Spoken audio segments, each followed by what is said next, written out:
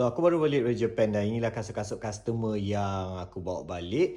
And hari ni aku nak tunjuk korang dua kasut. Ini ialah Adidas Predator Elite FG lah. Ada warna hitam merah dengan silver dan ada warna merah putih. Okay, warna ni memang tak masuk Malaysia. Yang ni memang masuk Malaysia lah. Tengok dua-dua ni kan.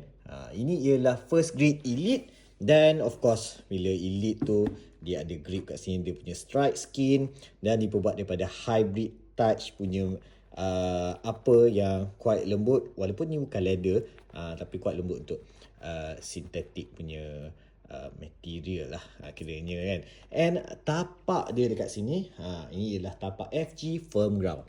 Dua-dua ni sama sahaja, sama sahaja start pattern dia, cuma warna sahajalah yang membezakan ni. Dan ini ialah dia punya lace version. Aku tahu ramai orang nak sangat yang lidah punya version, tapi it works the same. Cuma lidah tu hanyalah untuk estetik lah, biasalah kan.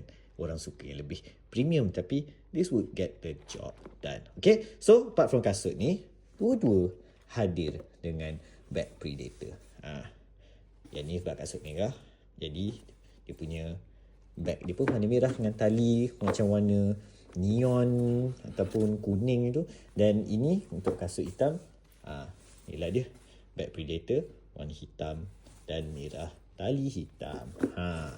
So itu je lah. Korang minat ke kasut Predator ni?